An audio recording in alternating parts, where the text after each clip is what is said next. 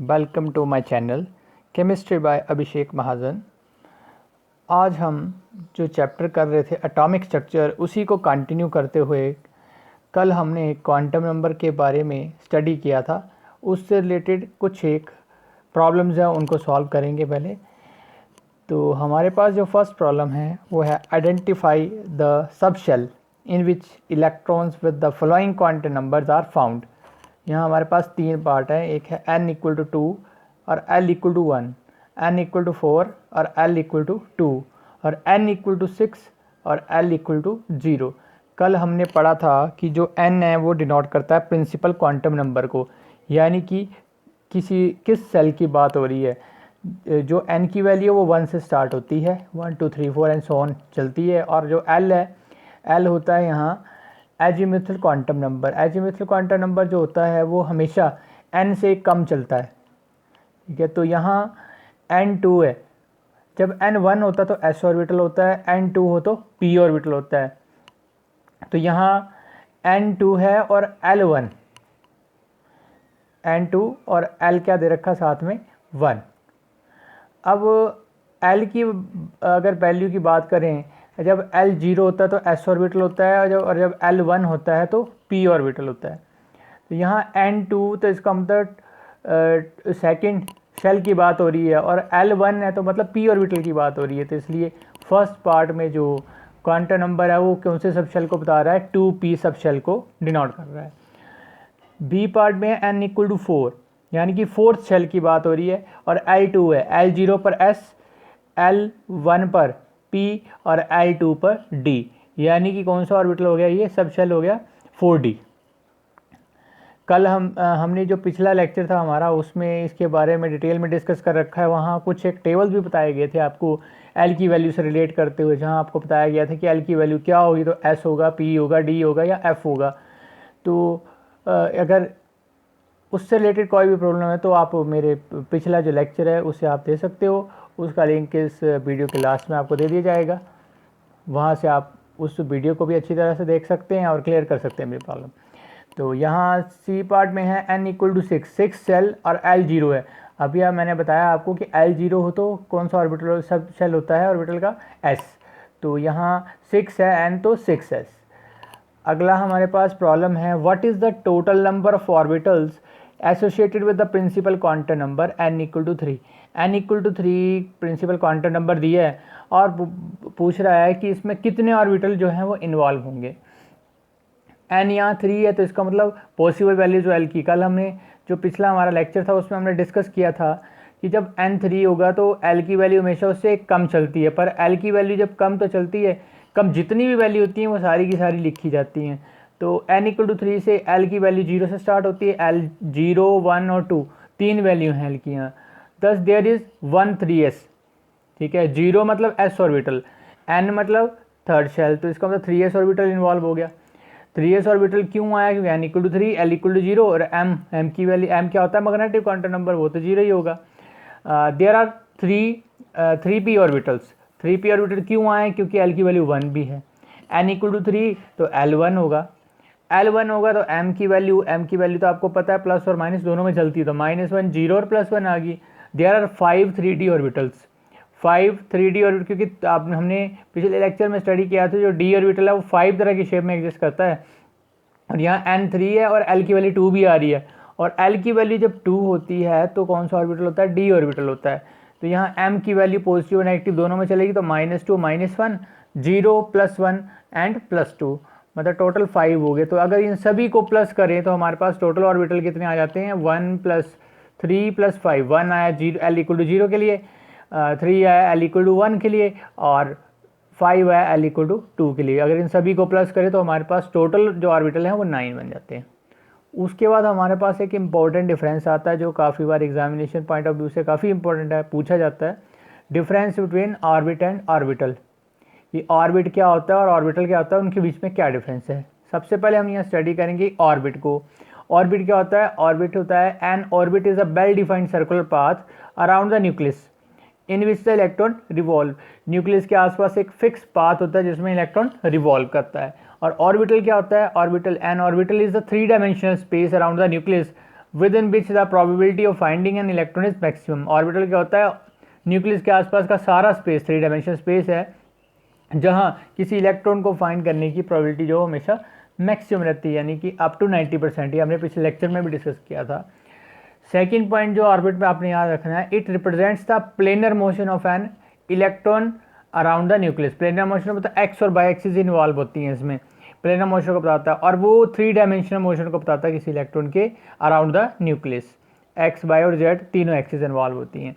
Orbit की बात करें तो all orbits are circular, circle की फॉर्म में होंगे क्योंकि वो ठहरे 2 डायमेंशनल प्लेनर हैं, तो all orbitals are circular and disc like. और जो ऑर्बिटल हैं, different orbitals have different shapes, that is s orbital जो है वो स्फेरिकली सिमेट्रिक होते हैं, पी डम्बल की तरह होते हैं, जिससे बाकी भी शेप्स चलती हैं, वो सारी शेप्स जो हैं वो 3 डायमेंशन में होती हैं। उसके बाद हमारे पास आता है feeling of orbitals in an atom, कि किसी भी एटम में जो ऑर्बिटल्स है उसमें इलेक्ट्रॉन कैसे फील किए जाते हैं। उसके लिए कुछ एक प्रिंसिपल है जिनको हमने ध्यान से स्टडी करना है, काफ़ी इंपॉर्टेंट रूल्स हैं। सबसे पहले अबव प्रिंसिपल। अबव प्रिंसिपल में आता है, इसने बताया था कि in the ground state of atom the orbitals are filled in the order of their increasing energy. Ground state से जब एटम में इलेक्ट्रॉन भरना शुरू होते हैं तो वो कैसे भरे जाते हैं, जिसकी लोअर एनर्जी होगी पहले वहाँ भरे जाएंगे, फिर उसके बाद उससे हायर, फिर उसके बाद उससे हायर, इस ऑर्डर को फॉलो किया जाता है जब भी इलेक्ट्रॉन फील किए जाते हैं। In other words, electron first occupy the lowest energy orbital, पहले वो लोएस्ट एनर्जी ऑर्बिटल को ऑक्यूपाई करेगा जो उसको मिल पाएगा, and enter into higher energy levels only when the lower energy orbitals are filled. यानी कि जो लोअर ऑर्बिटल है वो अगर वो पूरी तरह से भर जाएगा तभी वो हायर ऑर्बिटल की तरफ जाएगा। Unlike hydrogen atom where energy of orbitals depends only on n, energy of orbitals of multi-electron orbitals depend on both। जो बाकी ज़्यादा इलेक्ट्रॉन वाले होते हैं उसमें n और l दोनों की वैल्यू को देखा जाता है, तो their order of energy can be determined using n plus l rule। उस केस में हम उसे n plus l rule भी बोलते हैं। According to this rule, the lower the value of n plus l for an orbital, जितनी कम होगी n plus l value किसी ऑर्बिटल के, लोअर इज इट्स एनर्जी, उतनी ही कम उसकी एनर्जी भी होगी। If 2 different types of orbitals have same value of n plus, अगर कोई डिफरेंट टाइप के 2 ऑर्बिटल हैं और जिनके लिए एन प्लस एल की वैल्यू सेम है, तो जो orbital with lower value of n है, जिस वो ऑर्बिटल जिसमें एन की वैल्यू कम है, उसे ही हम लोअर एनर्जी ऑर्बिटल बोलेंगे। ये एक ऑर्डर है जिसके हिसाब से जो है इलेक्ट्रॉन भरे जाते हैं ऑर्बिटल में। एक पैटर्न दिख रहा होगा आपको, एरोस लगा के दिखा रखा है, इसी तरह से पैटर्न जो है ये सभी ने फॉलो करना है, इसे अच्छी तरह से लर्न कर लेना है। इस पैटर्न को आप देख रहे होंगे यहाँ फर्स्ट कॉलम में एस ऑर्बिटल के ही सारे चल रहे हैं, 1s से लेकर 7s तक, मैक्सिमम यहीं तक जाता है, उससे ज़्यादा यूज़ नहीं करते हम। दूसरे में आप देख सकते हैं 1s के सामने 1p ऑर्बिटल नहीं होता, ये मैंने पिछले लेक्चर में बताया था आपको। यहाँ p ऑर्बिटल जो है 7p तक जाता है।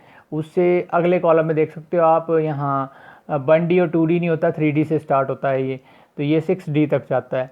फिर उसके बाद f ऑर्बिटल जो सबसे हाईएस्ट हम काउंट करते हैं, जिसमें लगभग 7 ऑर्बिटल होते हैं और 14 इलेक्ट्रॉन आ सकते हैं, क्योंकि एक ऑर्बिटल 2 इलेक्ट्रॉन को अकोमोडेट करता है, तो 7 तो वो 14 इलेक्ट्रॉन को अकोमोडेट करेंगे। तो यहाँ 4f और 5f दिख रहा होगा आपको, ये एरोज लगा रखे हैं, ये एरोज जो हैं ये बता रहे हैं इंक्रीजिंग ऑर्डर को, मतलब सबसे पहले 1s भरेगा, फिर उसके बाद 2s भरेगा, 2s के बाद 2p, फिर देन 3s, फिर इस तरह से 3p 4s, फिर उसके बाद 3d 4p 5s, इसी तरह से इनकी एनर्जी जो इंक्रीज़ करती है और उसी हिसाब से इनमें इलेक्ट्रॉन जो उनको फील किया जाता है। ये ऑर्डर आगे नीचे भी लिख रखा है, ठीक है। इसमें एक एग्जांपल ले लेते हैं इस रूल से रिलेटेड। बोलता है the 1s sub shell is filled before the 2s sub shell is occupied, क्योंकि 1s सब शेल आप ऊपर देख सकते हो, जो 1s सब शेल है उसकी एनर्जी कम होती है 2s से, तो इसका मतलब जब तक वो 1s पूरा नहीं भरेगा तब तक 2s की बारी नहीं आएगी। In this way the electrons of an atom और ion form the most stable configuration. जिसकी वजह से मोस्ट स्टेबल कॉन्फ़िगरेशन क्यों हो जाती है, क्योंकि जो भी ऑर्बिटल इन्वॉल्व होता है इलेक्ट्रॉन फीलिंग में, वो जब तक फुली फिल्ड नहीं हो जाता तब तक अगले ऑर्बिटल की बारी नहीं आएगी। अगर जो लोअर ऑर्बिटल है वो फुली फिल्ड होगा तो नेचुरली वो क्या होगा, स्टेबल होगा, उनके इलेक्ट्रॉन रिमूव करना मुश्किल होगा। An example is the configuration 1s2 2s2 2p6 3s2 3p3 for the phosphorus. Phosphorus का एटॉमिक नंबर क्या आता है 15। ठीक है, यानी कि उसमें 15 इलेक्ट्रॉन होते हैं। और हम पढ़ चुके हैं, अगर आप क्वांटम नंबर को फॉलो करें, क्वांटम नंबर में भी हमने पढ़ा है कि जो s ऑर्बिटल है उसमें एक ही ऑर्बिटल होता है s के लिए, और उसमें मैंने अभी बताया कि एक ऑर्बिटल में 2 इलेक्ट्रॉन आ सकते हैं। और 1s ऑर्बिटल जो है उसकी एनर्जी सबसे कम होती है, इसलिए सबसे पहले इलेक्ट्रॉन जो है s ऑर्बिटल में फिल किए जाते हैं, यानी कि 1s2। उसके बाद 2s2 आता है। ऊपर भी यहाँ आप देख सकते हो ऑर्डर लिखा हुआ है, जो मैंने ऊपर एक ऑर्डर आपको डायग्राम से बताया, उसके नीचे ऑर्डर दे रखा है कि किस तरह से इलेक्ट्रॉन भरे जाते हैं। फिर 2s2 आता है, 2s में 2 इलेक्ट्रॉन भर जाएंगे तभी p की बारी आएगी, और p में 2p6, क्योंकि p में 3 ऑर्बिटल होते हैं और 3 के हिसाब से 3 2 6, यानी कि 6 इलेक्ट्रॉन आ सकते हैं। और फिर उसके बाद 3s आता है, उसमें फिर से 2 आएंगे, फिर 3p3, क्योंकि 15 है तो वो तो ख़त्म हो चुके हैं। तो meaning that the 1s sub shell has 2 electron and so on. ठीक है, ये जो ऊपर लग रखा है जो 1s2 है, इसका मतलब वो बता रहा है कि किस ऑर्बिटल में कितने इलेक्ट्रॉन है। जैसे 1s2 है तो 1s ऑर्बिटल में 2 इलेक्ट्रॉन है, 2s2 तो 2s में भी 2 है, 2p6 तो मतलब p ऑर्बिटल में 6 इलेक्ट्रॉन है, 3s2 तो s ऑर्बिटल में 2 इलेक्ट्रॉन है, 3p3 मतलब तो p ऑर्बिटल में 3 इलेक्ट्रॉन है।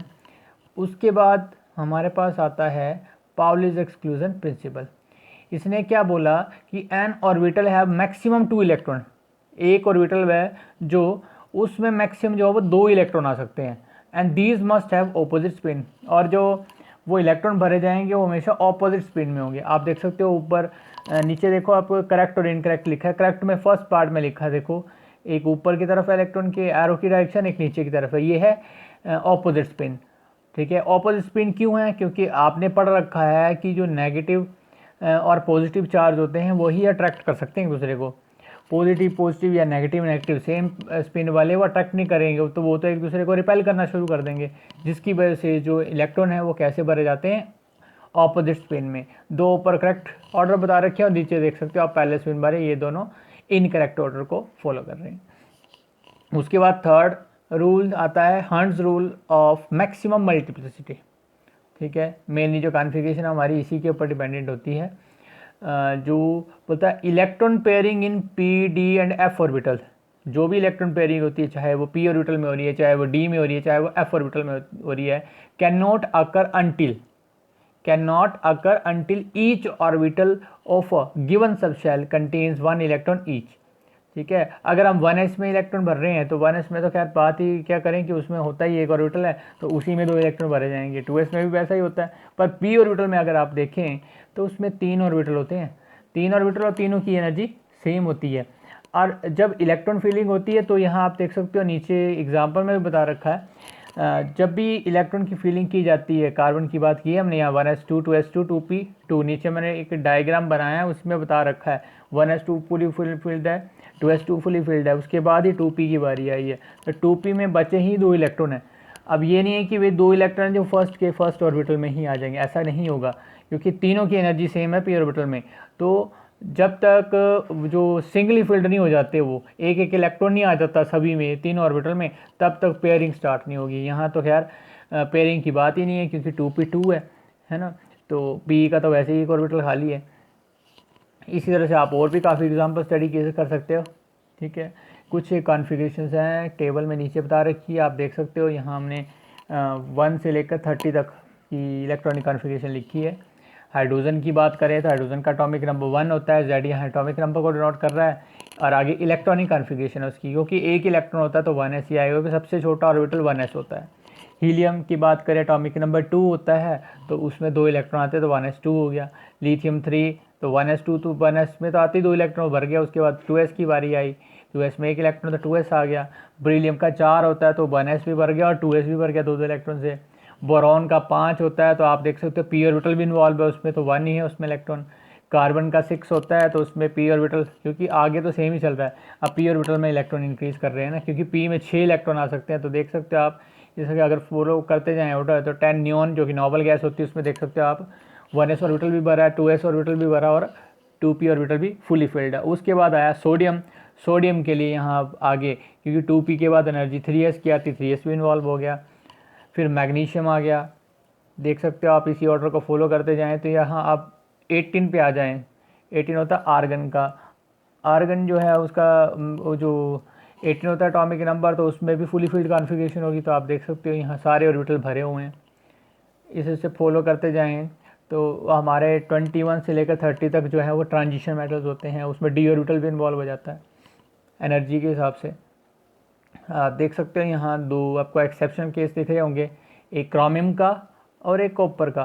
क्रोमियम का एटॉमिक नंबर 24 होता है। अगर आप उस पर ध्यान से देखें तो वहाँ देखो इससे पिछला जो है उसमें देखो 3D3 है और इसमें 3D5 हो जाता है और 4s1 हो जाता है। एक एक्सेप्शनल बिहेवियर ये शो करता है। और एक कॉपर की बात करें उसमें भी होता है, 29 एटॉमिक नंबर है। इससे पिछला निकल है, निकल में आप देख सकते हो 3D8 है और इसमें एकदम से 3D10 हो गया, मतलब 2 इलेक्ट्रॉन जो है वो डी ऑर्बिटल में आ गए और 4s में 1 रह गया। अब ये क्यों होता है, एक्सेप्शनल बिहेवियर क्यों शो करता है, उसे भी स्टडी कर लेते हैं। Exceptional configuration of chromium and copper. जो हमारे कम्प्लीटली फील्ड ऑर्बिटल होते हैं और कम्प्लीटली हाफ फील्ड जो होते हैं सब शेल, उनकी जो कॉन्फ़िगरेशन होती है वो स्टेबल होती है, जिसकी वजह से क्रोमियम और कॉपर जो है वो एक्सेप्शनल बिहेवियर शो करते हैं। क्यों? क्योंकि उनके नज़दीक होता है ऐसा, क्योंकि उनमें अगर एक इलेक्ट्रॉन हम बात करें क्रोमियम की, अगर उसको एक इलेक्ट्रॉन मिल जाए तो वो हाफ फील्ड हो जाती है, उसमें डी ऑर्बिटल की कॉन्फ़िगरेशन। और अगर कॉपर में एक इलेक्ट्रॉन तो वो फुली फील्ड हो जाता है डी, क्योंकि डी में 10 इलेक्ट्रॉन आ सकते हैं। एक केस जो क्रोमियम का उसमें 5 हो जाते हैं तो वो हाफ फील्ड हो गया, अगर 10 का हाफ 5 होगा, यानी कि 5 ऑर्बिटल डी के हैं, उनमें हर में एक एक इलेक्ट्रॉन है। ठीक है, तो ये क्यों होता है, एक तो इसके एक दो रीज़न है, वो देख लेते हैं। फर्स्ट है symmetrical distribution of electron. It is well known that symmetry leads to stability. आपको पता है कि सिमेट्री होगी तो स्टेबिलिटी भी होगी। द कंप्लीटली फील्ड और half field subshells have symmetrical distribution of electrons की, मतलब देखने में एक जैसे लगते हैं, एक पैटर्न फॉलो कर लेते हैं ना in them, and are therefore more stable. Electrons in the same subshell here 3D में 5 सबशेल हैं, ठीक है, have equal energy but different spatial distribution. Distribution तो स्पेशल की अरेंजमेंट, क्योंकि उनकी शेप्स ही अलग अलग होती हैं। Consequently their shielding of one another is relatively, एक दूसरे को शील्ड करने का जो इफेक्ट है, एक दूसरे को प्रोटेक्ट करने का जो इफेक्ट है इसमें कम होता है। And the electrons are more strongly attracted by the nucleus, जिसकी वजह से इलेक्ट्रॉन जो है वो और उनकी और न्यूक्लियस के बीच की अट्रैक्शन ज़्यादा होती है। एक तो ये रीज़न होता है जिसकी वजह से इनकी एक्सेप्शनल कॉन्फ़िगरेशन होती है। दूसरा आता है इसमें एक्सचेंज एनर्जी। एक्सचेंज एनर्जी होती है कि वो अपनी एनर्जी को एक दूसरे में ट्रांसफ़र कर सकते हैं। The stabilising effect arises. कब स्टेबलाइजिंग इफेक्ट अराइज करता है? व्हेन एवर 2 और more electrons with the same spin are present. 2 या 2 से ज़्यादा इलेक्ट्रॉन जो वो सेम स्पिन के प्रेजेंट हो in the degenerate orbitals of a shell. Degenerate orbital को क्या होते हैं सेल के, जैसे P3 ऑर्बिटल में एग्जिस्ट करता है, PX, PY, PZ, उससे D5 में एग्जिस्ट करता है, तो उनकी लगभग जो एनर्जी होती है वो सेम होती है, तभी ऐसा एक्सचेंज एनर्जी का इफेक्ट जो अराइज करता है। तो क्या करते हैं, these electrons tend to exchange their position and the energy release due to this exchange, जिसको बोलते हैं exchange energy. The number of exchanges that can take place is maximum. ये जो एक्सचेंजेस है मैक्सिमम कब होती हैं? व्हेन द सबशेल इज, या तो सबशेल आइदर हाफ फील्ड हो या फिर कंप्लीटली फील्ड हो। As a result the exchange energy is maximum. जितनी ज़्यादा एक्सचेंज एनर्जी उतनी ज़्यादा स्टेबिलिटी, क्योंकि उनको अरेंज करने के इतने सारे वो हैं तरीके हैं, तो नेचुरली स्टेबिलिटी भी उसकी ज़्यादा होगी। यहाँ देखो क्रोमियम की स्टेबिलिटी बता रखी है, देखो आप देख सकते हो फर्स्ट केस, इस पर लिखा है 4 एक्सचेंज बाय इलेक्ट्रॉन 1। जो फर्स्ट इलेक्ट्रॉन है, एक तो उसकी अपनी पोजीशन है, उसकी तो बात छोड़ दो ना कि वो बहुत पहले से प्लेस है, पर उसके अलावा उसके पास 4 पोजीशन ऐसी है जहाँ वो जा सकता है, अपनी एनर्जी को एक्सचेंज कर सकता है। उसी तरह से आप इसके बाद नीचे देख सकते हो 3 एक्सचेंजेस बाय इलेक्ट्रॉन 2। दूसरे के लिए 3 है क्योंकि फर्स्ट वाला तो फिक्स हो गया ना। अब उसी से 2 exchanges bye electron 3 and 1 exchange bye electron 4। देख सकते हो आप कितनी तरह की एक्सचेंज एनर्जी को शो करता है, जिसकी वजह से इनकी स्टेबिलिटी ज़्यादा होती है। अगर इसी की जगह 10 इलेक्ट्रॉन की बात होती तो उसमें 5 और जो है सब शेल होते हैं डी ऑर्बिटल के लिए, तो उसमें 10 इलेक्ट्रॉन होते, सभी में पेयरिंग होती। जब सभी में पेयरिंग होती, जो पैरेलल स्पिन वाले जो मतलब ऊपर की तरफ जिनकी डायरेक्शन है, उनके लिए इसी तरह से एक्सचेंज के तरीके होने थे और नीचे वालों के लिए अलग होने थे। मतलब टोटल करते तो आप इससे भी डबल एक्सचेंज एनर्जी उसमें, जिसकी वजह से क्रोमियम और कॉपर जो है वो क्या करते हैं, एक्सेप्शनल कॉन्फ़िगरेशन को शो करते हैं। यानी कि इस केस में तो टोटल नंबर ऑफ एक्सचेंज 10 है, उसमें से डबल भी हो सकती थी। उसके बाद आता है हमारे पास electronic configuration of ions. Ion समझते हो आप, जैसे जिसके कुछ स्पीसीज ऐसी होती है जिनके ऊपर पॉजिटिव चार्ज होता है, कुछ ऐसी होती है नेगेटिव चार्ज वाली होती हैं, उनको बोलते हैं हम आयंस। सबसे पहले केटाइंस की बात, केटाइंस होते हैं जिनके ऊपर पॉजिटिव चार्ज होता है। मतलब बोलने का है, they are formed when outer most electrons are removed from an atom. Outer most होता है जब सबसे लास्ट शेल में होता है, उसमें से एक इलेक्ट्रॉन निकाल लिए जाए तो उसके ऊपर क्या होता है, पॉजिटिव चार्ज आता है। तो we must while removing the electron we must remove the electron from the highest principal quantum number जो होता है। हाईएस्ट प्रिंसिपल क्वांटम नंबर सबसे वो सबसे लास्ट वाला जो शेल होता है उसमें से इलेक्ट्रॉन रिमूव करना। ठीक है, तो यहाँ सोडियम की बात, सोडियम का एटॉमिक नंबर 11 होता है। अगर उसमें से एक इलेक्ट्रॉन चला जाए तो उसके पास कितने आ जाते हैं, 10। तो 10 रह जाते हैं, जिसकी वजह से वो ऐसा करैक्टर शो करता है Na पॉजिटिव का। 10 इलेक्ट्रॉन है तो इसका मतलब न्योन की कॉन्फ़िगरेशन आ गई। और न्योन की कॉन्फ़िगरेशन कैसी होती है, फुली फिल्ड। ठीक है ना, तो 1s2 2s2 2p6। इसी तरह पोटाशियम की बात कर सकते हो, पोटाशियम का एटॉमिक नंबर होता है 19। इससे पिछड़ा होता है आर्गन। आर्गन क्या होता है, नोबल गैस। तो 18 इलेक्ट्रॉन पूरे करें तो आप देख सकते हो यहाँ सारे के सारे ऑर्बिटल जो है वो फुली फिल्ड हैं।